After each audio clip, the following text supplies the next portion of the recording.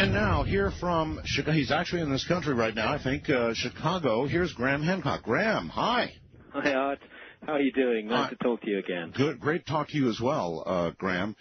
Graham, I've been following really closely a story down off the coast of Cuba. Me too. About this apparent, they say it's like a city with structures, with buildings, with pyramids, with roads, with and half a mile under the ocean, 2,200 some odd feet below the surface of the ocean off the coast of Cuba. People have said, well, gee, maybe it's Atlantis, and people are thinking all kinds of things. Paulina Zalitsky, the Cuban/Russian scientist who's found all this. That's right.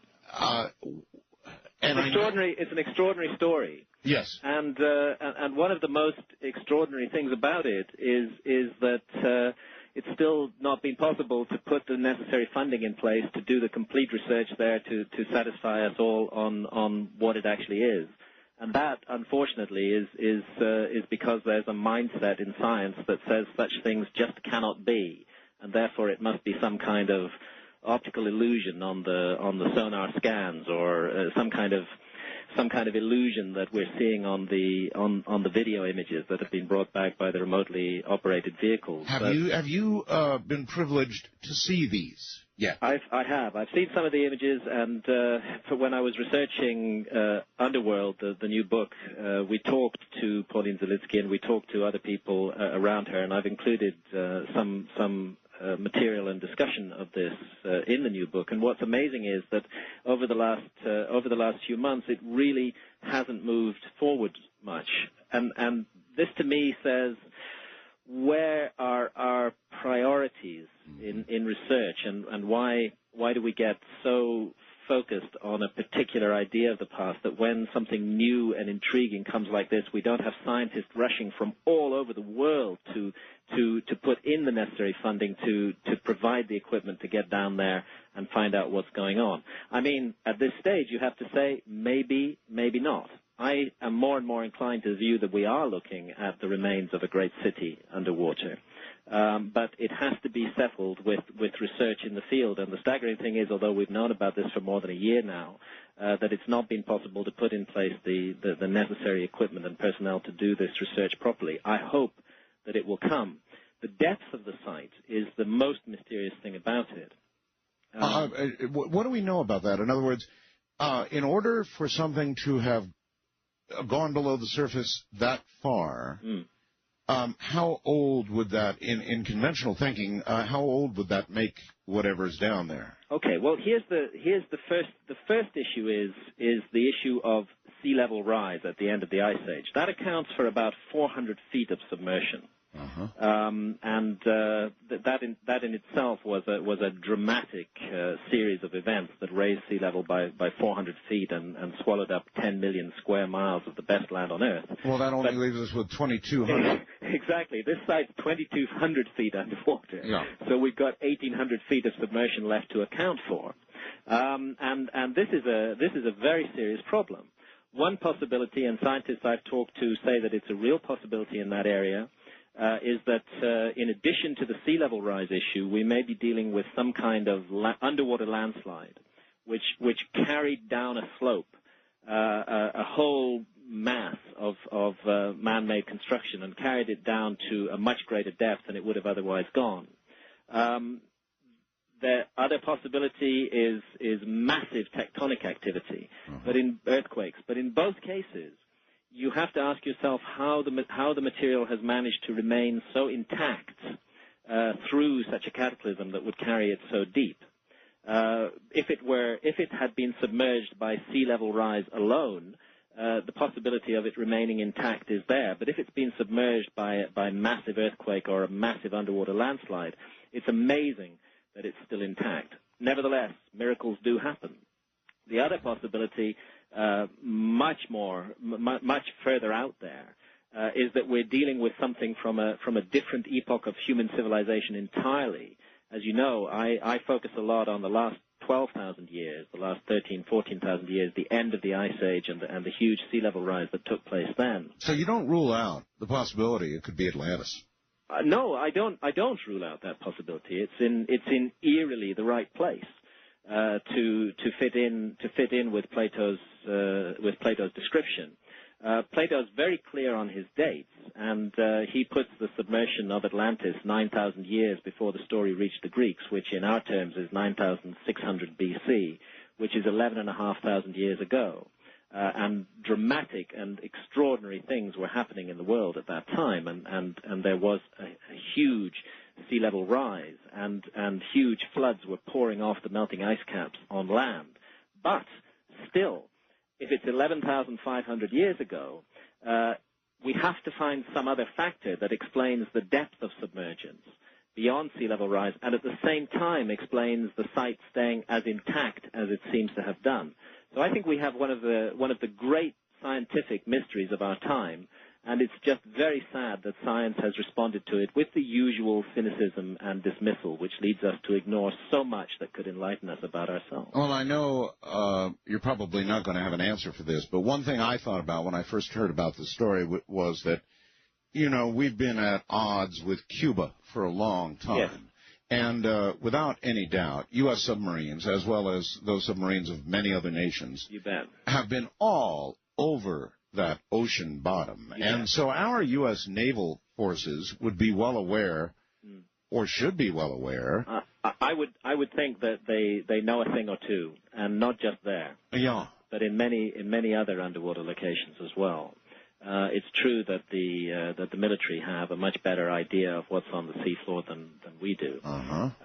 And in some places, it just might not be in their strategic interest to talk too much about that. So that knowledge could be there and might not be made public. In fact, I would be surprised if it was. And as you mentioned, not just there, but perhaps sites that we haven't even discovered yet, that we don't even know about. Certainly the military would be aware of them. Indeed. There's a very, very good chance that they are, and precisely because they are military, that knowledge is military, there's also a very good chance that it would not be made public.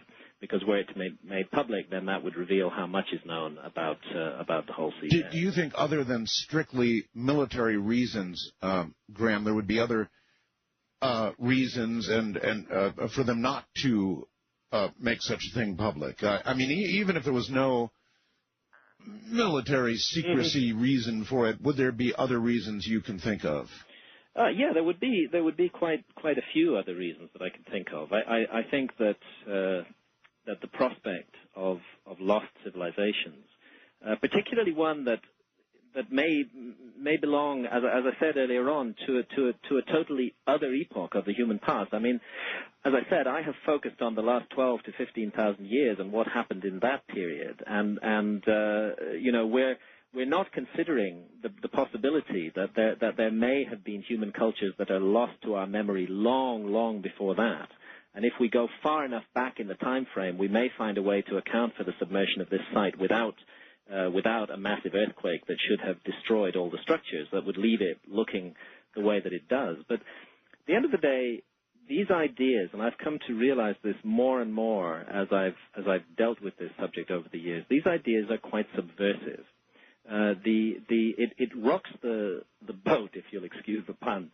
It shakes things up very badly to consider that our whole idea of how we evolved and developed as a species, as a culture, as a civilization, that this whole idea is wrong. That's the bedrock on which we construct our reality today, is our sense of the past.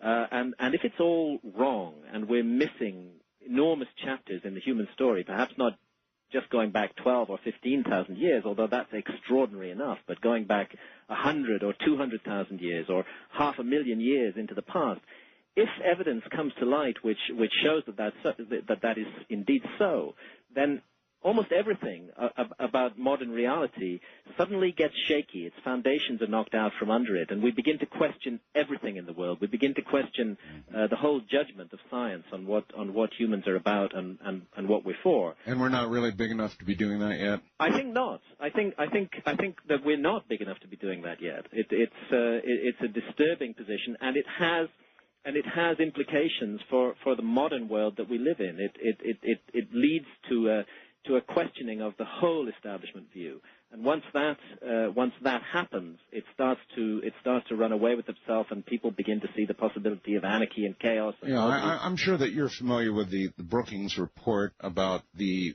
probable impact of extraterrestrial intelligence and all the rest of it. Well, doesn't this fit right into that?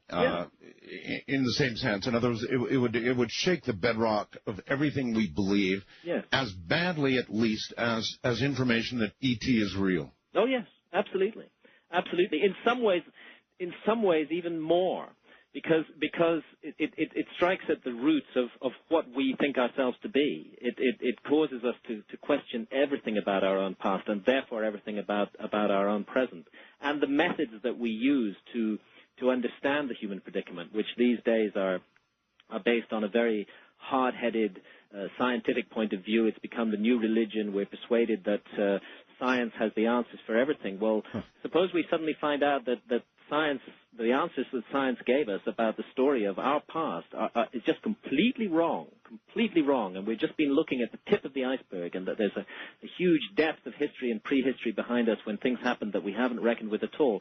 It's very disturbing. I think it's very exciting, but it's also very disturbing, and you can see why people might feel, were they privy to that knowledge, this knowledge is better kept quiet. Does what is suggested and what we see on the side scan radar and all the rest of it, what's suggested down there, does that jive with other stuff that we're finding in the world? Yes, it does. I mean, again, this has been a primary focus for me for the last 4 or 5 years, has been the quest that has led to the new book, Underworld, and the point of Underworld. By the way, how did you begin this quest? I mean, why suddenly looking Underworld? Yeah. Well, it was a number of things. It was partly a reaction to my critics, and I have many of those, who said, listen, Hancock is talking about lost civilizations, and he's comparing strange similarities all around the world, and well and good, but he's not giving us any hard evidence. So I looked long and hard at the mythology of the world, which is dominated by flood myths, and which speaks of a terrible series of cataclysms that destroyed a former civilization. It's amazing how many myths and traditions there are around the world like this. So that what they all have in common is that civilization was destroyed by water, was destroyed by being covered by the sea, by the ocean. And I asked myself, could this ever have happened within the reasonable past of our culture as we know it? And true enough, it did happen at the end of the Ice Age. Between roughly 17,000 and 7,000 years ago, there was this 400-foot rise in sea level, and a staggering amount of land went underwater and disappeared from view. And archaeologists will tell you, hey, we've got that tape too. We have marine archaeologists, and they've explored underwater. Well, no, they haven't really explored underwater. There is marine archaeology. They do good work, but more than 90% of it is concerned with looking for shipwrecks. And the place you look for shipwrecks is not necessarily the place you look for lost civilizations. The marine archaeology that's been done specifically looking for sites on those areas of land that were flooded at the end of the Ice Age is an extremely tiny proportion of the whole. And set against the more than 10 million square miles of good land that were washed away and covered at the end of the Ice Age, it's infinitesimally small. They've hardly touched it. Virtually the entire coast of India, vast coastline, has just never been inspected by archaeologists at all, for example. Same with Africa. Same with Southeast Asia. And oddly enough, in India, in the 2 places that have been inspected, we found extremely unexpected underwater ruins, which don't make sense at all. And I think gradually what's happening as more and more research is done in this field, and I've tried to open the door with this, with Underworld, by going diving myself and seeing this stuff for myself.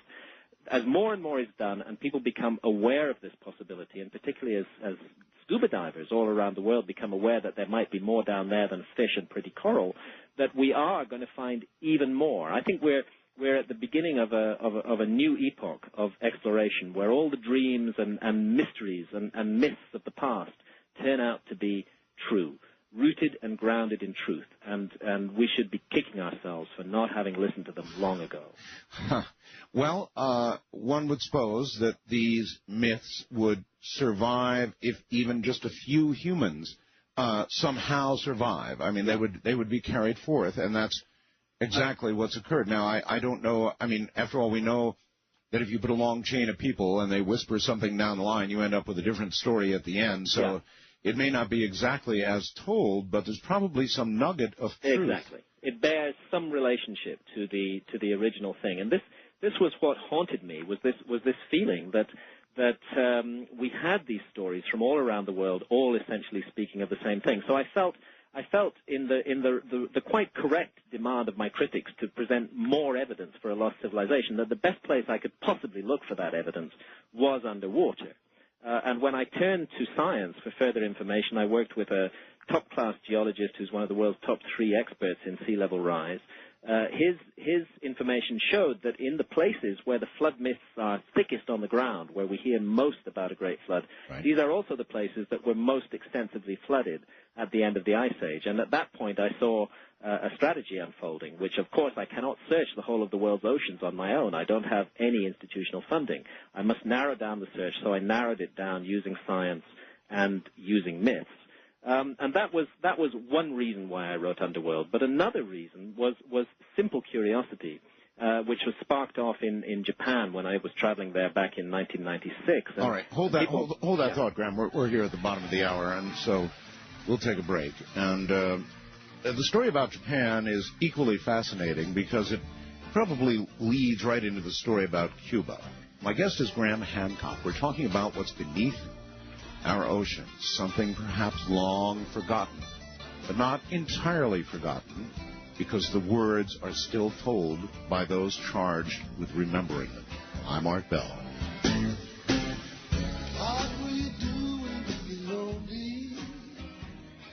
Graham Hancock's new book is Underworld, A Quest for the City of Below. And that's what we're talking about tonight, what may beat down at the bottom of our oceans. We already have a great deal of indication something's off the coast of Cuba, something big. But there's prior evidence about something off the coast of Japan, specifically, actually, the Ryukyu Islands, now part of Japan.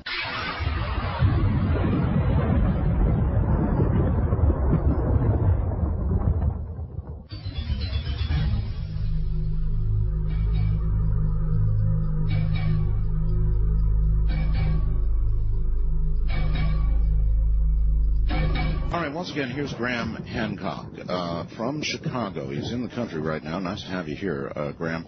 All right, so I know... Can I just pick you up on the book, by the way? Oh, of course. Because the subtitle that you gave, the main title is right, Underworld, but the subtitle is actually The Mysterious Origins of Civilization. It changed then. It changed, yeah. That took me back.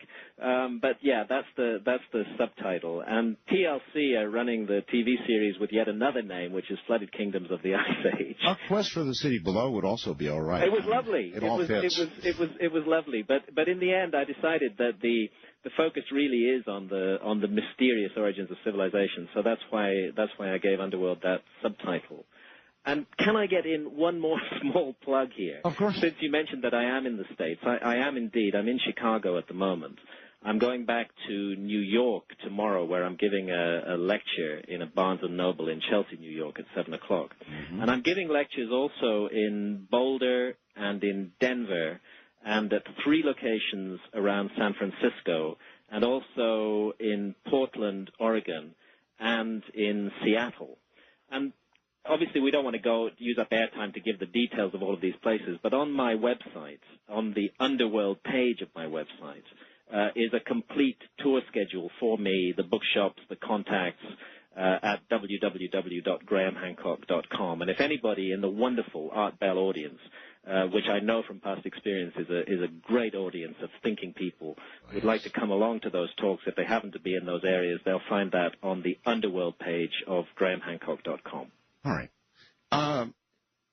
just before we go to Japan, one quick question. I mean, in terms of myths, or perhaps not, but things written in the Bible, for example. I mean, there's Noah, and there was the very great flood, right? Indeed.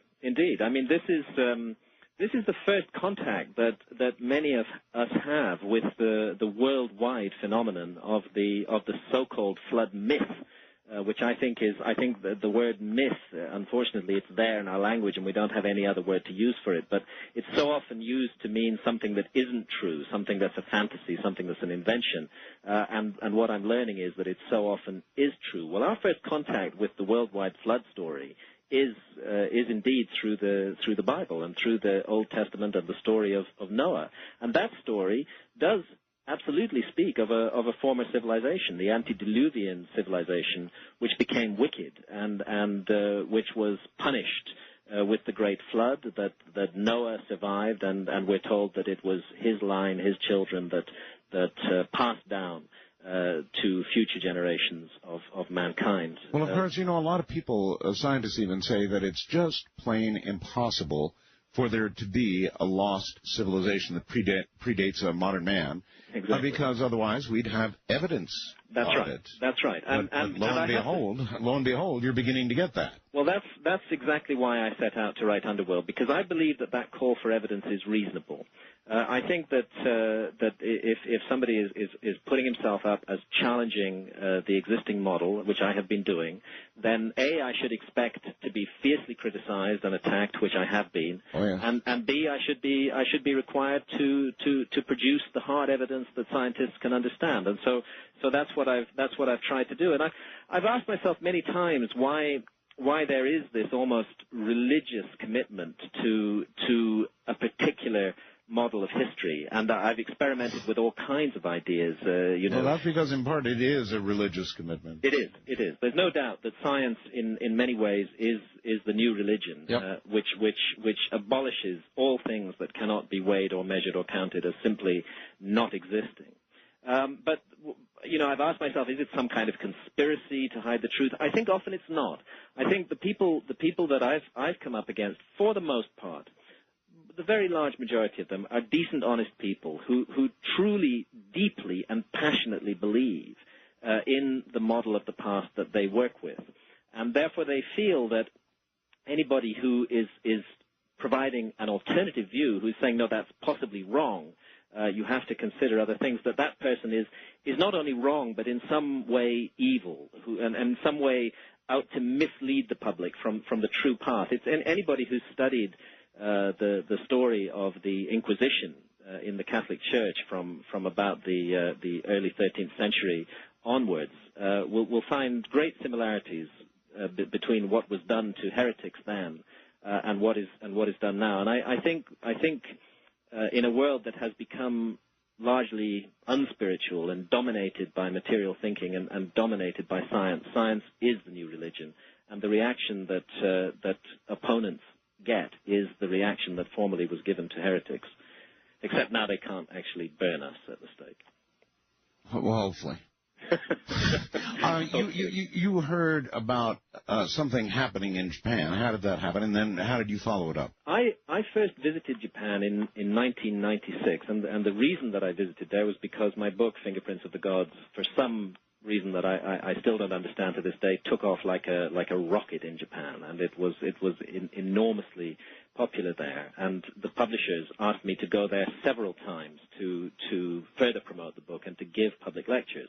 And at several of these public lectures, I was approached by Japanese citizens, ordinary people, not scientists, many of them were divers, who showed me photographs of weird and mysterious structures looking almost like pyramids underwater. And I said, my God, what is this? And they said, well, we don't know, but it's been found, and the one they were focusing on was off an island called Yonaguni, which is very near to Taiwan.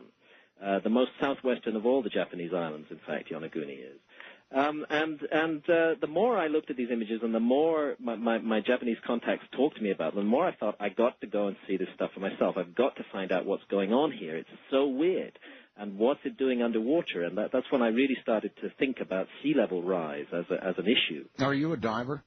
I became a diver in order to explore. Both my wife Santa, who takes the photographs, and I, at the end of 1996, we happened to be at a conference in the Los Angeles area, and we went out to Catalina Island in quite cold weather, and we took the first PADI certification, which allows you to dive anywhere. Of course, at that stage, you've only done 4 dives. You're not a very experienced diver, and certainly we weren't. And we really cut our teeth on diving in the most difficult and strenuous circumstances in Yonaguni, starting in March the following year, 1997. And since then, we've put in about 200 dives on the 5 major structures that lie offshore of Yonaguni. So you're sure a diver now? Yeah, we've become divers, and I feel good underwater. I never underestimate the sea. The sea is a god, and you don't mess with gods. But if you go with the flow and listen to its anger when it's angry and relax with it when it wants to take you in a certain direction, it's a good place to be. And I've learned a lot about diving. I've learned a lot about breath control, because that's a very important thing underwater. New divers tend to overbreathe and limit their time very much underwater. So what you learn after a while is a certain calmness and a certain relaxation, and this helps a great deal. In fact, it's a great therapy for everyday life in every way. Exactly what did you find? Well, what I've finally come to realize is that although everybody focuses on the one terraced structure, which the Japanese call Iseki Point, literally Monument Point, which lies at depths of between 60 and about 100 feet underwater off the south coast of Yonaguni, that it is not alone. In fact, it's one of a string of structures that run all the way along the south coast of Yonaguni, with a total covering a total distance of about 7 miles. And there are 5 distinct structures laid out along the coast.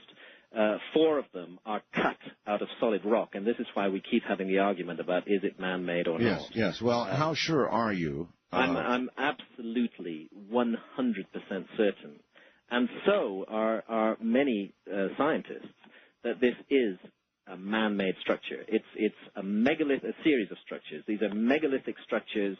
They're very typical megalithic architecture, and they're also rock-hewn structures. We find rock-hewn ancient structures all around the world. For example, on the island of Malta, there's a place called the Hypogeum, which is cut out of solid rock and goes down 30 feet below the ground. So cutting structures out of rock is a well-known method of ancient construction, and that's what we're looking at off the south coast of Yonaguni. And, if there was only one thing there, and it was just one weird thing, I think it would be irresponsible to insist that it's man-made. But when you see that it's a complex of 5 different structures, all quite different in character, not the same as one another, but different in character, but all megalithic or monolithic. And when you look in close detail at the way that they're worked and at what has been done to make them look the way they look, you cannot reasonably come to any other conclusion that these are man-made. And what I've tried to do also in the book is to show that there was an ancient culture in Japan, which is known to archaeologists, which goes back 16,000 years, a culture called the Jomon. And what I've tried to show is these were the people who were responsible for this fantastic work of architecture off the coast, not just of Yonaguni, but also of a whole series of islands. Who were the Jomon? Well, the Jomon they're recognized by archaeologists as mysterious in one respect. They're thought to have been rather simple hunter-gatherers. But 16,000 years ago, they were the first people in the world to invent pottery. And that has always been an oddity. Why would hunter-gatherers, at supposedly a very simple level of development, have come up with this invention, the very useful invention to mankind, at least 5,000 years before anybody else known to history did so? Well, because after you've hunted and gathered, you've got to put it in something? You've got to put it in something. But you've got to figure out how to do it. And the fact is, nobody else figured it out, at least according to the historians, until many, many years later. So there was always that mystery about the Jomon. As I began to investigate them more and more, I found Japanese archaeologists were stumbling across all sorts of stuff that didn't make sense, including evidence that the Jomon were growing rice 12,000 years ago. Now, that is 8,000 or 9,000 years before anybody else in the world was growing rice.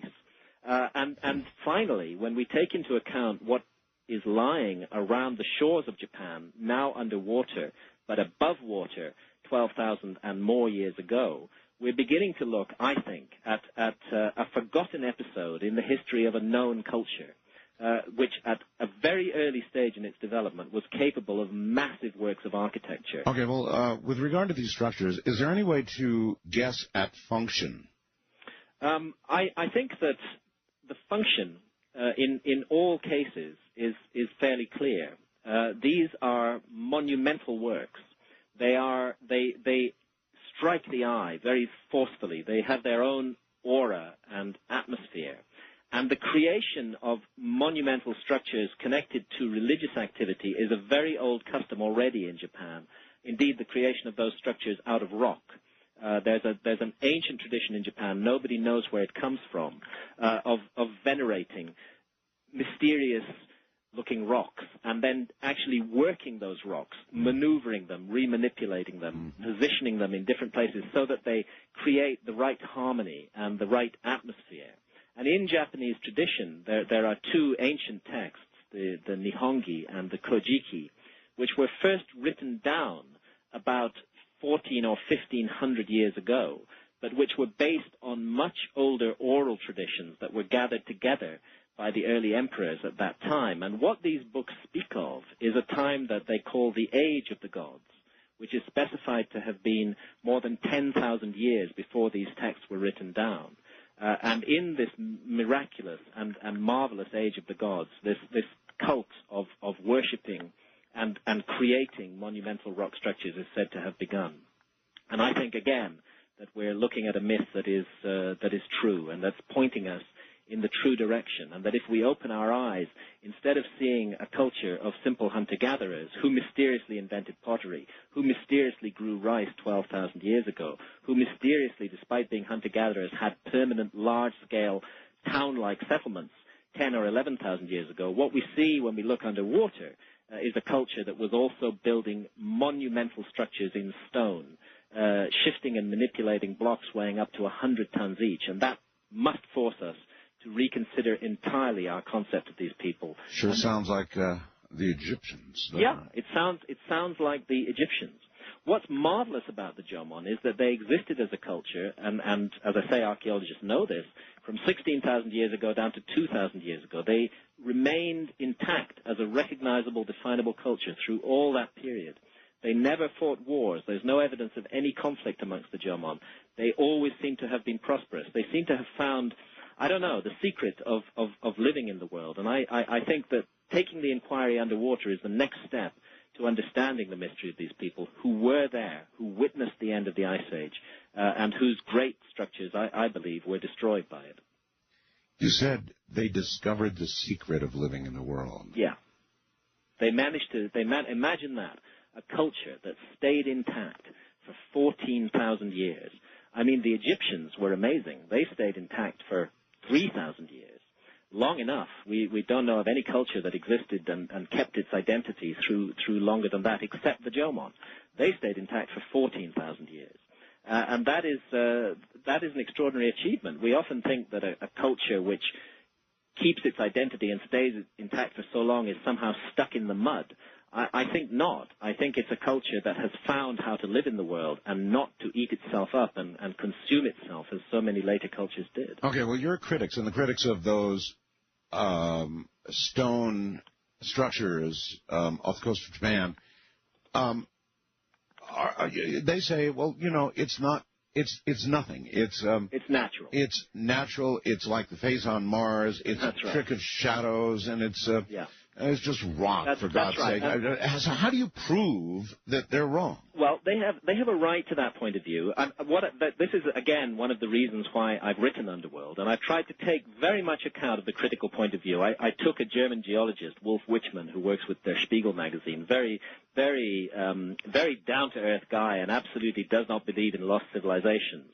I took him to Japan with me because he has always been against the idea of the structures at Yonaguni being man-made. But I also took him to another site off the island of Okinawa, off a group of islands called the Keramas. And I took him underwater to a depth of 110 feet, where a gigantic stone circle stands on the seabed. Gigantic. The stones the uprights are 12 feet high. The thing has a vast scale. It's one of the most striking things that ever can hit the eye. 12? And after a series of dives on the stone circles at Kerema, yes. Wolf Wichmann had to admit there's no way that nature could have made this. Yes. Did you say 1,200 feet high? No, 12. 12 feet high. 12 feet The uprights high. are 12 feet high. They're massive stone uprights arranged in a beautiful circle on the seabed with a clear path running between the stones around a central upright. And they are cut out of very, very hard rock because we took samples. And the work of cutting them in itself would have required an advanced culture. And so you believe religious significance of some sort? Yes, I do. Stone circles continued in Japan. Stone circles continued to be made, but on a much smaller scale in later periods of time. This is something that's not well known. Many modern religions, Graham, construct stone circles. Indeed, yeah. There's something about the circle. There's something about building and creating a monumental circle in stone, which touches something in us. Maybe that's because life is a circle. Graham Hancock, stand by. We're at the top of the hour. Under our oceans, all around us, evidence of those who came before. I wonder if we'll leave evidence like that. From the high desert, I'm Art Bell. This is Coast to Coast AM.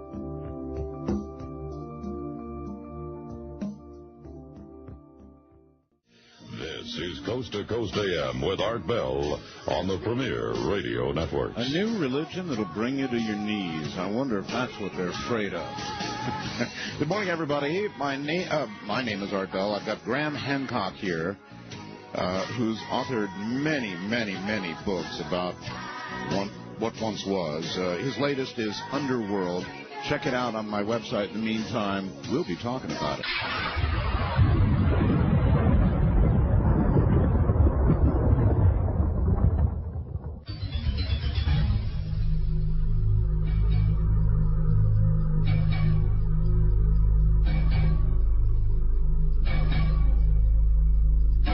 Well, all right, once again, here is Graham Hancock, A New Religion That'll Bring You to Your Knees. I think we've already got enough religions, and I think one of the things they might be worried about, Graham, is that we would get exactly that. In other words, if we knew the whole truth, there'd be something new to in essence, worship. And, boy, that cuts across lots of laps out there. I mean...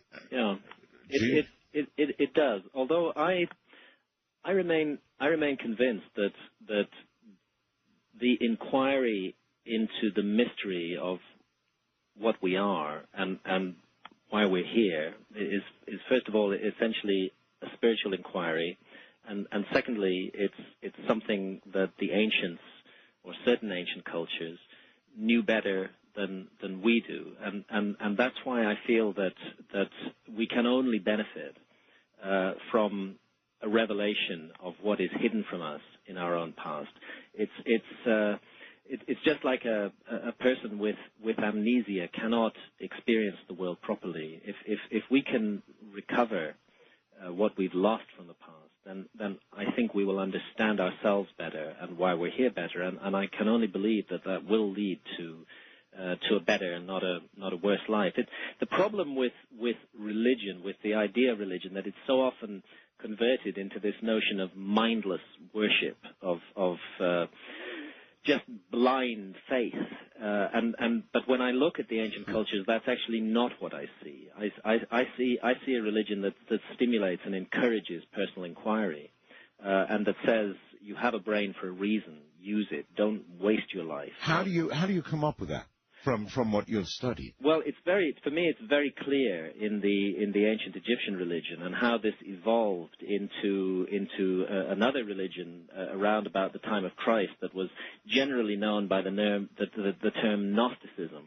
And Gnosticism means knowledge. It's not a religion of faith. It's a religion of knowledge, of finding the key to life, and of finding it by personal experience and personal inquiry. again and again, if you study the ancient Egyptian religious texts, you see that there is this emphasis on knowledge, on understanding, and of living our life as though it were a work of art that we're given 70 or whatever years to however many we get to work on and to perfect. And this is so far removed from the notion of blind faith that we find in more recent religions. And it's always been interesting to me that Gnosticism and Hermeticism, which I do believe are the intellectual descendants of the ancient Egyptian faith, of the ancient Egyptian religion, how they were stamped out and punished by the Christian church, unfortunately, in the early days. There were terrible burnings and persecutions. Can you explain Gnosticism? Yes, in a sense, it is seeking the knowledge of the mystery of life. Absolutely understanding why we're here, realizing that there's much in common with Buddhism and Hinduism also, realizing that what we see as material life is not reality, or at any rate is not the only reality. It's a place into which we're plunged. It's a theater of experience. We're dealt the cards almost according to a lottery. Who knows what kind of life circumstances we're going to get, but only we are in control of the choices we make confronted by those circumstances and what we do with them. And the ancient Egyptian religion always dwelt on that our choices are our own, but we must live with the consequences of those choices. Mm-hmm. But it didn't embrace the traditional creation model.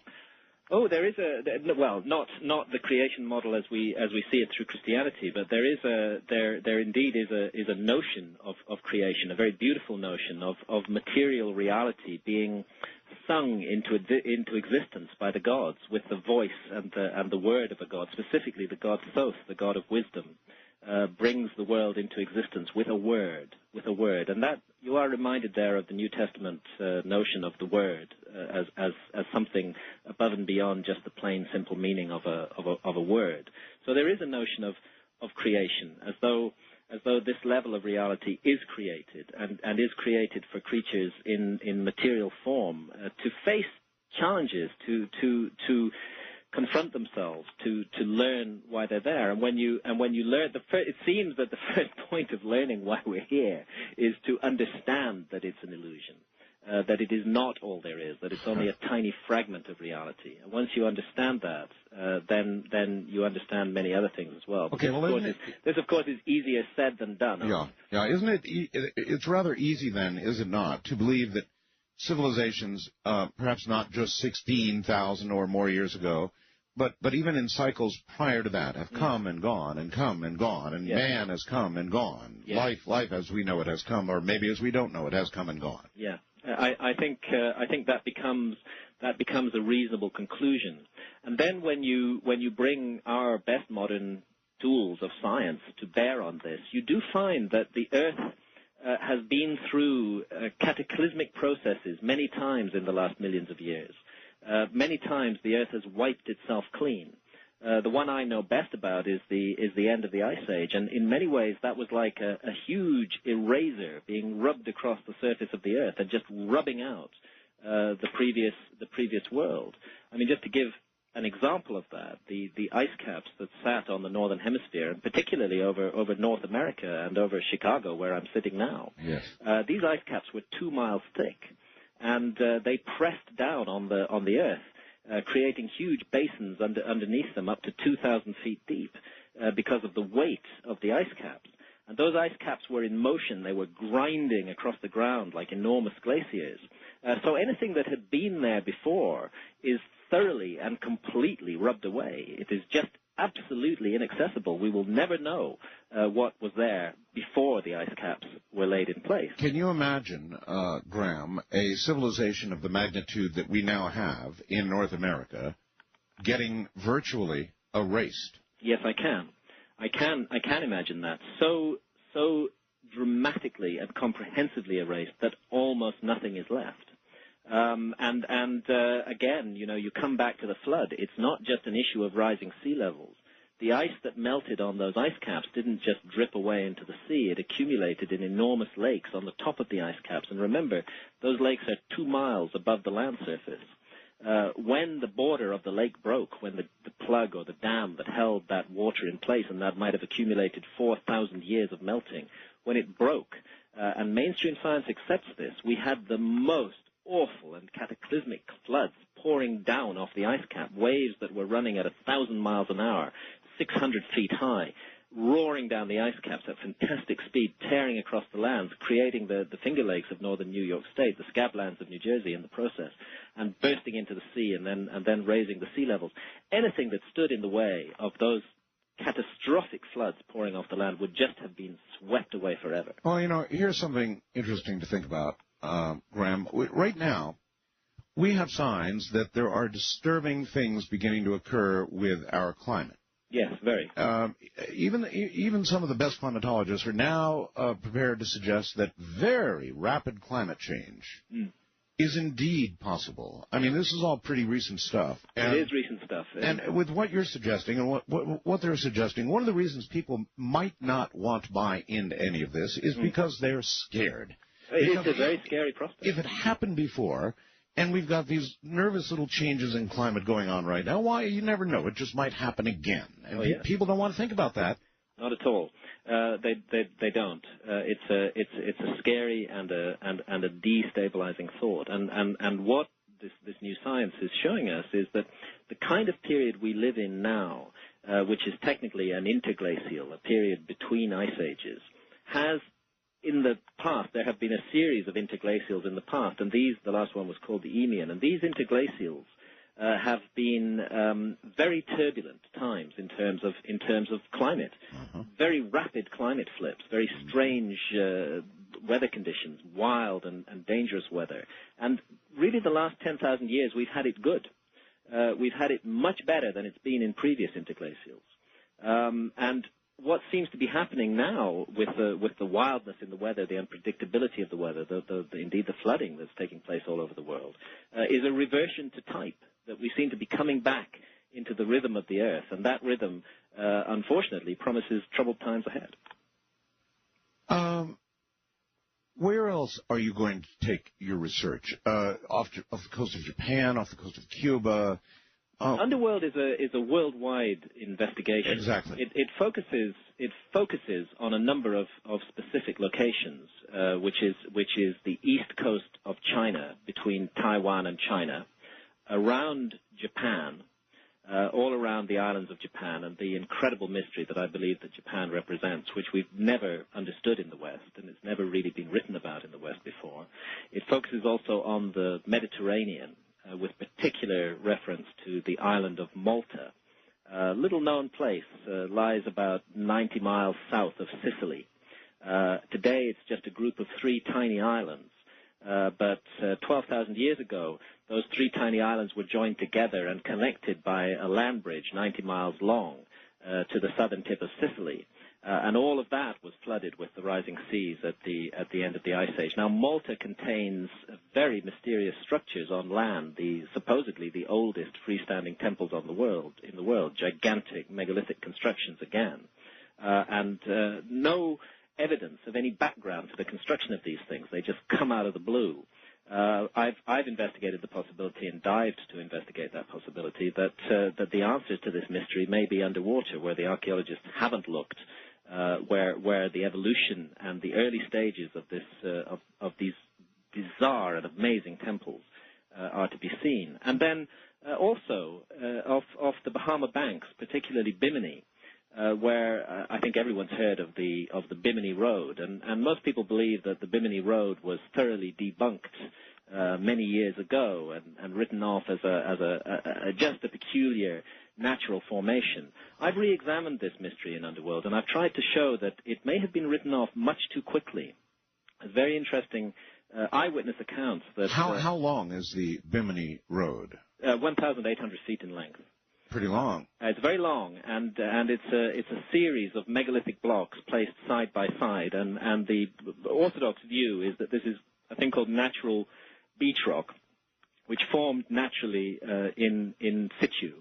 And I can understand why that's the orthodox view. And I've talked to some of the scholars, such as John Gifford from the Miami Oceanographic Institute, who hold that view. But I think that the view may well be misplaced. And I've tried to present a solid body of evidence. That's really been my theme throughout this book, is to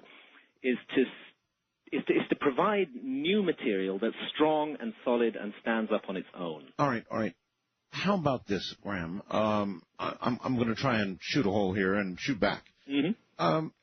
After all, we can go back and we can find the bones of dinosaurs, 65 million years ago or whatever. Indeed. And it would seem that if there were some worldwide catastrophic event, that there would be land archaeological artifacts to support what you're finding under the oceans as well. I mean, if we can find the bones of dinosaurs, we ought to be able to find what's left of the civilizations we're talking about, occasionally on land as well, right? Good question and a good point. And I think there's two answers to that point, particularly with reference to the end of the Ice Age. One answer is where would, if hypothetically there were civilizations during the Ice Age, where would they have positioned themselves?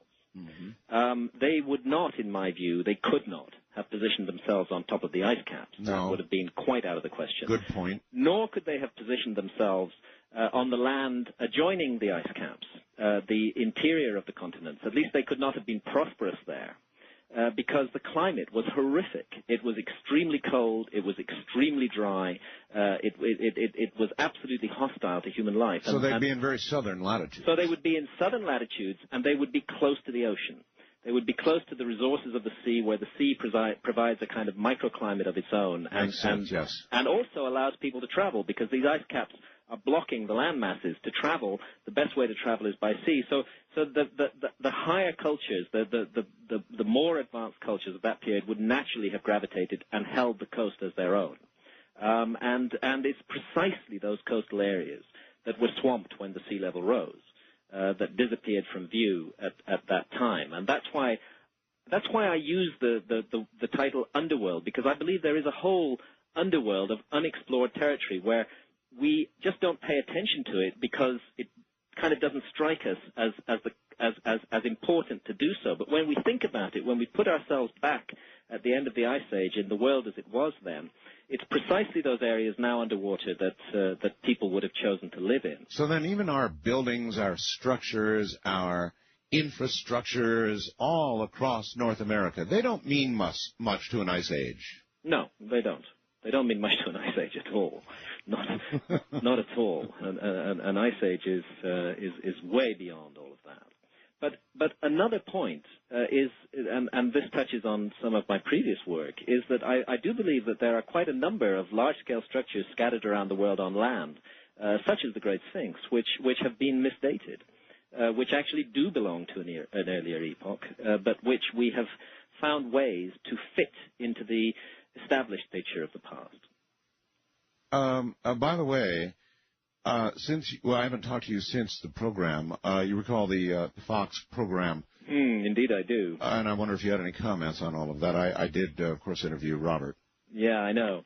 I thought I thought it was really awful. The way that it was done. It was one of the most exploitative pieces of television that I've ever seen. And it's what we call a wind-up in England. Yes. Where they just keep winding you up and winding you up and winding you up until you come to the last minute. And they knew all along what they were going to show us, I believe. And it really did seem that way. It really did seem that way. I mean, I would have been more convinced if I'd seen them drill that hole, but the fact that it was pre-drilled, and I'm asked to believe that nobody looked through it beforehand, I don't think so. And if they'd looked through it, they would have seen what we saw when the camera did go through it, which is very interesting, a second door beyond it. Very interesting indeed, but doesn't justify, 2 hours of exploitative TV beforehand that we all sit and watch. If they'd told us the truth, none of us would have watched it. So a terrible wind-up, and unfortunately, a wind-up driven by an agenda, which is the agenda of Orthodox archaeology, because old Zahi there, our mutual friend, and he is a good guy. I like Zahi. I love him dearly, but he was taking every opportunity to bash the lost civilization idea, even though it wasn't necessary, even though it wasn't called for. Well, you know how Zahi is. I know. Yeah, all right, hold on. We're here at the bottom of the hour. That's just how Zahi is. Bash those who don't believe this, because it was our Egyptians who did it all. Any other ideas? Is it heretical, right? We're going to break here at the bottom of the hour. We'll be right back from the high desert. This, of course, is Coast to Coast AM. I'm Art Bell.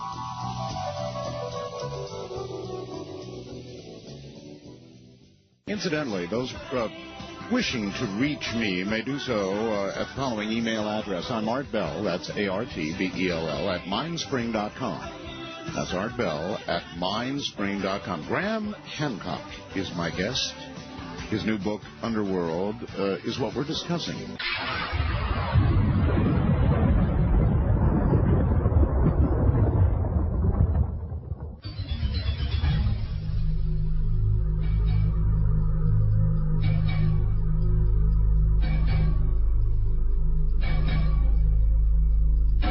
You know, whether it would be ancient civilizations or perhaps the rocks that built the pyramid that we surely don't understand, in some ways, these people understood either how to make of rock or to move rock that we, in ways that we simply cannot fathom today. That is perhaps, except one minor or major modern example, and that would be the Coral Castle down in Florida. I wonder if you ever got around to looking into that at all, Graham? No, is the short answer. I've not been to the Coral Castle. Of course, I've read about it and know a bit about it. It seems to me a fascinating problem, and I completely agree with you. There was an ancient, and it seems globally distributed, technique for manipulating huge masses of stone. Yes. With relative ease. Yes. With relative ease, they could do, and we can't do it. We cannot do it today. Of course, we can manipulate the masses of stone, but we require mechanical advantage. We require enormous things like cranes to move it around, and even cranes can't lift the weights that some of these stones are, like the stones used in the Vali Temple in front of the Sphinx, for example. Well, exactly. So does that suggest to you that they understood or had a technology, or perhaps were able to spiritually even? Yes? Yes. The word spiritually is right. I think that what seems to me, and I suspect many people share this view, is that we are only realizing a tiny fraction of our potential today. The human creature has much more potential within us than we are able to realize, and the social context in which we live can either act as an accelerator for our potential, as I think it often did in the past, or it can act to inhibit our potential, and unfortunately that's what modern society is doing. It's telling us we don't have the potential ourselves within us. We must make machines in order to do those things that we dream of doing. Maybe there's a whole other way of manipulating and moving in the physical world, which we have simply not explored, because we've been taught to use the powers of our mind to create machines, not to act on the physical world directly. And I think it was, I think that there was an ancient science, if you like, which has come down to us as memories of magic, which worked with the physical world directly through the power of the mind. That may sound very far-fetched, and I freely admit that it's total speculation, although there is a basis for it in ancient traditions from all around the world. But when I look at some of these structures and the way they've been put together and the way these vast stones have been manipulated, it's the only reasonable conclusion I can come from, at least this, that they knew something we don't know. And it would be very interesting for us to know it. I don't know that that makes them right and us wrong. No, it doesn't. It's just different paths.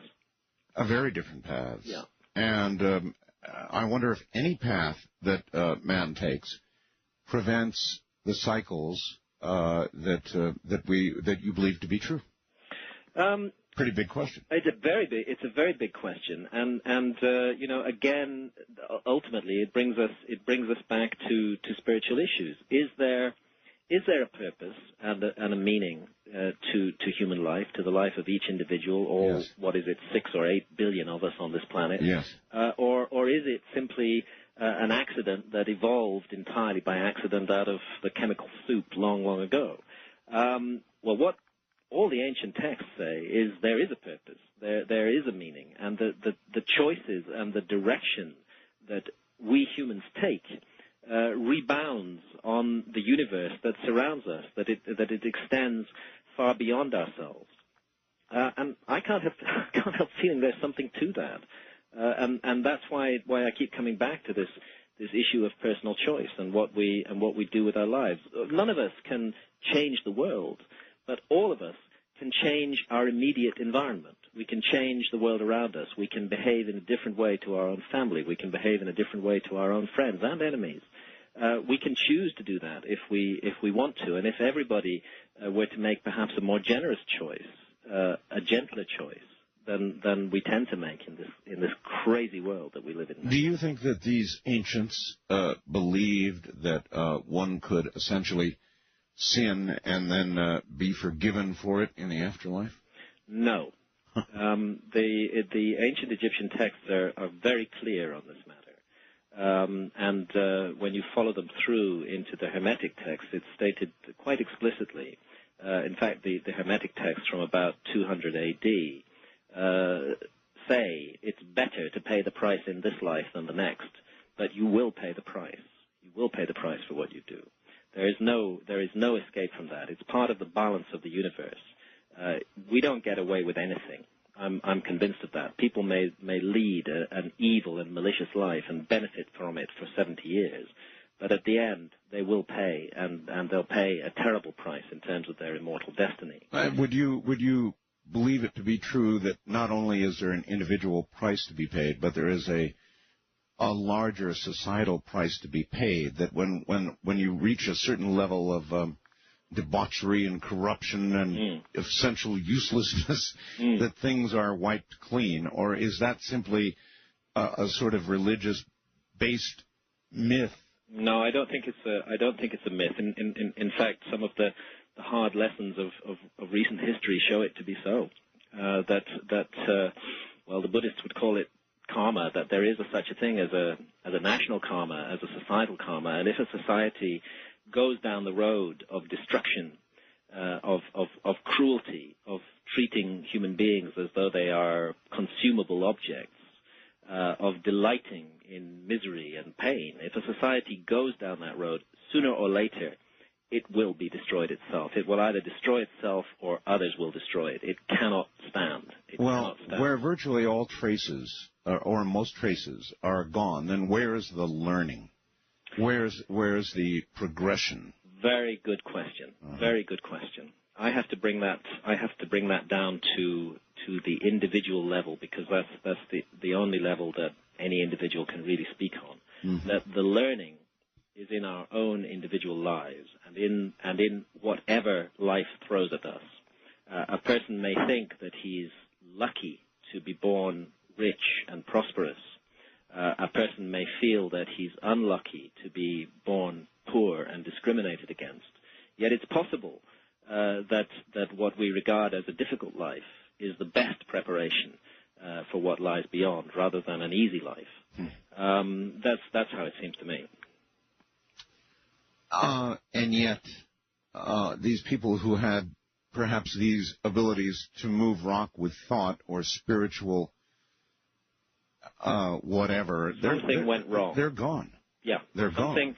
Something went wrong. And again, if you study the myths, this is a universal theme, that the cataclysm comes not just because of blind natural forces, that the cataclysm is provoked by the actions of people. That somehow what we do redounds on the world and the universe around us and leads to a reaction from that world and that universe, and that we can go too far down a certain road, and we will be stopped.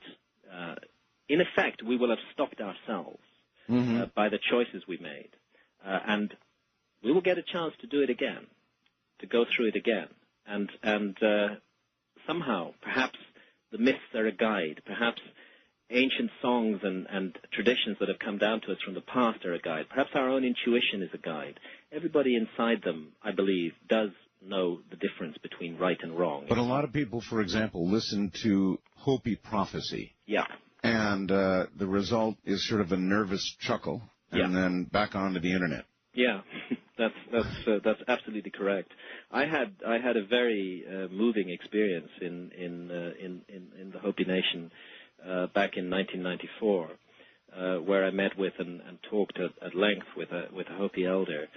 He changed my perspective on the world forever. There was such Paul Sifke, he was called. There was such gravity about him and such depth and such wisdom.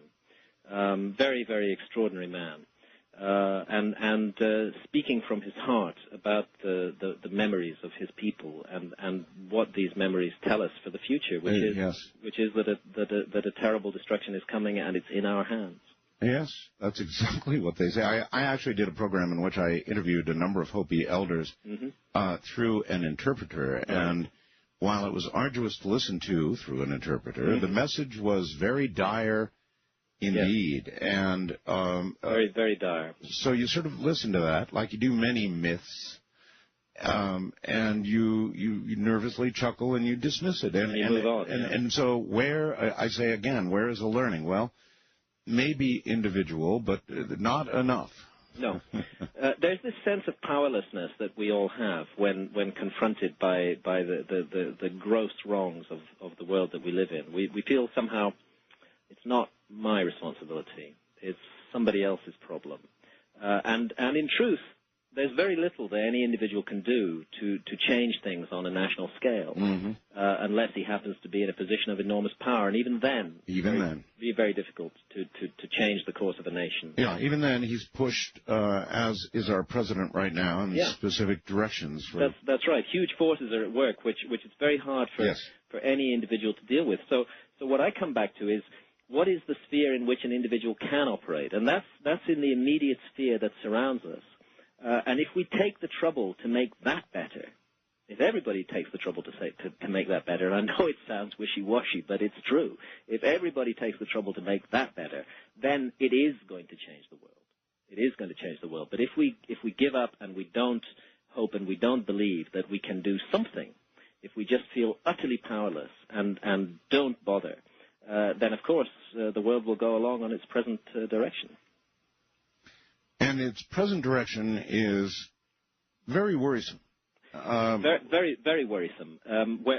Where really the value of human life seems so low in the world today, or seems to be valued so low. I mean, I almost dread to talk about it. Very much cheapened. This horrific sniper story in Washington at the moment. I mean, there is a person who lines up his gun on people he doesn't know and shoots them dead. And that is a person who is far, far divorced from reality and from the suffering and the agony that he is causing in the lives of all the people around those people who've been killed, and beyond them, in the lives of the nation as a whole and the world as a whole, that a human being can do this to a fellow human being. And those who brought the buildings down in New York. And those who brought the buildings down in New York. And those who are cooking up the witch's brew of things that may be the only things left on Earth after the biologicals are done. I mean that could be our end. Nothing but some germs left floating about. And all of it comes from a disregard for the sacred value of human life. I think if a person understood that life is sacred, above all, it is sacred. It's a precious gift. Each of us given those 70 or 80 years or 50 or 40, however many years we're given, to live our life and learn, to take that away from a fellow human being, to steal it from a fellow human being, to deny them that potential is an act of unutterable wickedness and evil. And if only that could be realized, then these kind of things would not happen, could not happen. There is no good reason to steal the life of a fellow human being. And somehow we've become so distanced from each other that seeing a death in a movie on TV becomes no different from seeing a real death in real life. And it's this terrible distance that's grown between human beings, which is it's a cancer that's eating away at every one of us. And it was a poet, John Donne, many years ago, who said, "Each man's death diminishes me." We're none of us are islands. We're all connected to each other, and we're all part of the main. And an act of wickedness affects us all. How to change it? Begin with yourself. Begin with the individual choice. Begin with the people around us. Spread it out from there. As you point out, though, easier said than done, and the world seems clearly to be going in a totally opposite direction. And incredibly unreasonable, irrational violence, yes. really tribal behavior, maximized onto a global scale, behavior that was perhaps appropriate in a totally different set of circumstances and different environment, but not in the world that we live in today. And somehow we haven't learnt to rein ourselves in and behave decently and reasonably towards one another. That's all that's needed, really, is just to put yourself in the other fellow's shoes and think, what was it like for him? What is it like? What is it like to have a member of your family killed in cold blood by an unknown stranger just for the hell of it? What does it mean to that person's milieu, to his sister, to his mother, to his son? What does it mean? And think how awful it is and how terrible the agony is. Then nobody could do it. But somehow we don't think that. We don't think it enough. No, and we live in a day and age when what you see on CNN and what you see on dramatic television isn't really different. Not different at all. One reflects the other. Exactly, and that's why I think. I mean, I actually refuse to watch films that glory in horrific violence. If it's kind of cartoon violence, where that it's just nonsense, but where they actually dwell on the violence and the pain, I will not watch it because I feel it makes me a smaller person. I feel I am actually diminished by watching such a thing, and I just won't. And I do think, there's been arguments for years about whether television and the media, the movies, have an effect or not. I think they do have an effect. I think they have a very insidious effect of distancing us from the reality of fellow human beings, of distancing us from their warmth and their lives and their network. Somehow we just see them as a character in a story. Who can be rubbed out or not, as the case may be, and I think that's the most insidious effect of some of the worst offerings of the film industry. You have written so many books that have dealt with our past that you have been virtually for most of your adult life now dwelling on our past collectively, haven't you? Yeah.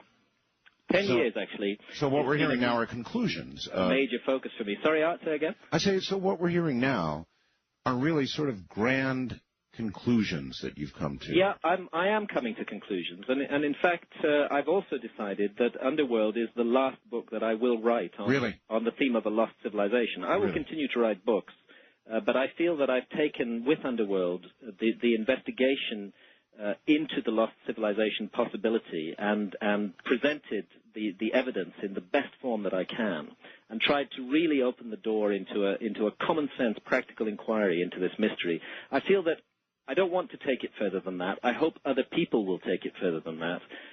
I don't want to become repetitive. I don't want to go around in a circle saying the same things again and again. I want to move on and keep myself fresh.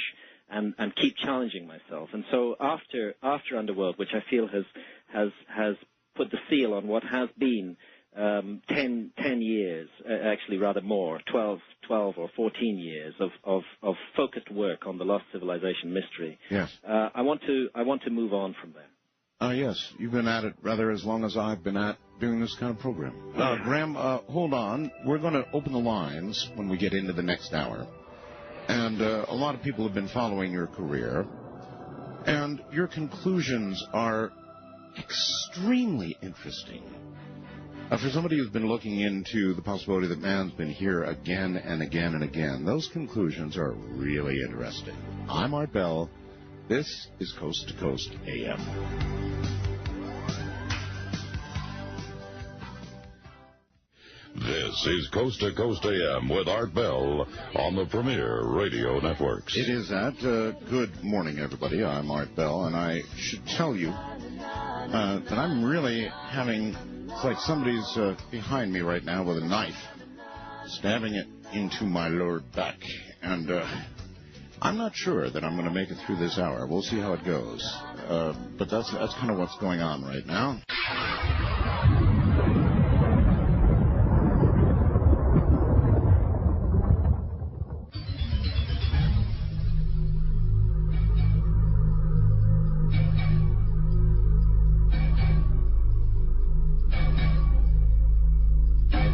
Listen, I think I'm going to have to apologize to Graham. You're there, Graham. And Hi, Art. I can hear the pain in your voice. Oh, can you really? Yeah. And I'm really getting attacked right now, Graham, and so I'm going to bow out a little bit early. But, brother, I want to thank you for being on the program with me. That's been my pleasure, Art. And, your new book, I hope everybody will go out and get it. It's obviously your final work on this subject. On the lost civilization subject. That's right. Yeah. And so... It's Underworld. It's called Underworld. And Art, again, can I mention to your audience, I am giving a series of talks with slides across America, and the details of those talks, which take place during the next 10 days, are all on my website, which is www.grahamhancock.com, on the Underworld page, at the top of the Underworld page. And I hope to see some of you great listeners at those talks. Indeed, I'm sure you will. Graham, thank you so much. It's been a pleasure, Art. Get better. I don't know what's happened to you, but I hope you feel better soon. Take care, Graham. Talk to you soon. All right, folks. I am going to bail out a little bit early.